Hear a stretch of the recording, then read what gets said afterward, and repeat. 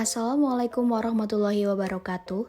Halo semuanya, pada video kali ini kami dari kelompok 5 perancang dan pengembangan kurikulum akan membahas tentang prinsip efisien dalam pengembangan kurikulum serta implementasinya di SMA Negeri 5 Purwokerto. Kelompok 5 terdiri atas Majid Ali Mashkur, Dwi Maftuhah, Azah Mu'alifah, Naili Kurniawati, Azizah Nurlaila Yusuf, Lailatul Khairiyah, dan Asri Kumala Dewi. Baik, langsung saja ke penjelasan mengenai prinsip efisien dalam pengembangan kurikulum. Prinsip efisien mengacu pada sesuatu yang telah direncanakan sesuai dengan tujuan yang ingin dicapai. Dengan demikian, dalam pengembangan kurikulum memerlukan pemanfaatan sumber daya pendidikan yang ada secara optimal, cermat, dan tepat sehingga hasilnya dapat memadai. Baik, mengenai tujuan yang ingin dicapai, antara lain yang pertama, tujuan nasional.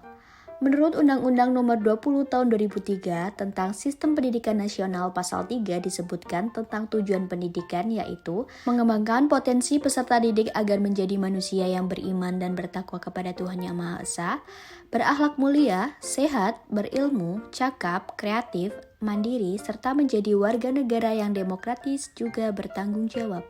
Selanjutnya, yang kedua yaitu tujuan institusional. Dalam hal ini yaitu SMA Negeri 5 Purwokerto. Terdapat 6 tujuan institusional yang dapat disaksikan pada video berikut. Yang ketiga ada tujuan kurikuler.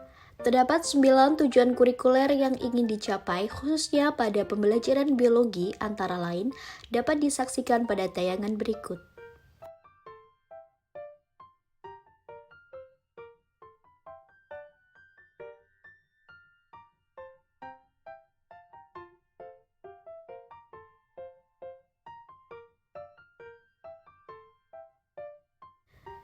Tujuan yang terakhir yaitu tujuan instruksional. Terdapat beberapa tujuan instruksional pada pembelajaran biologi khususnya pada materi pencemaran lingkungan, antara lain dapat disaksikan pada tayangan berikut.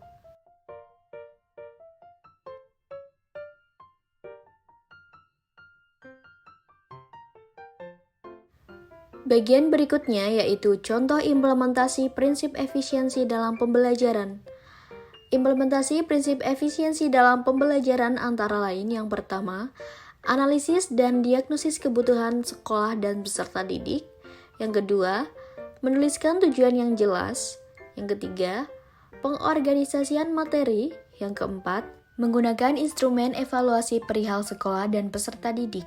Kemudian, contoh implementasi prinsip efisiensi dalam pembelajaran di SMA 5 Negeri Purwokerto antara lain yang pertama, optimalisasi sarana dan prasarana, misalnya pengadaan proyektor di ruang laboratorium. Kemudian yang kedua, optimalisasi sumber daya, misalnya melakukan pelatihan atau workshop dan MGMP.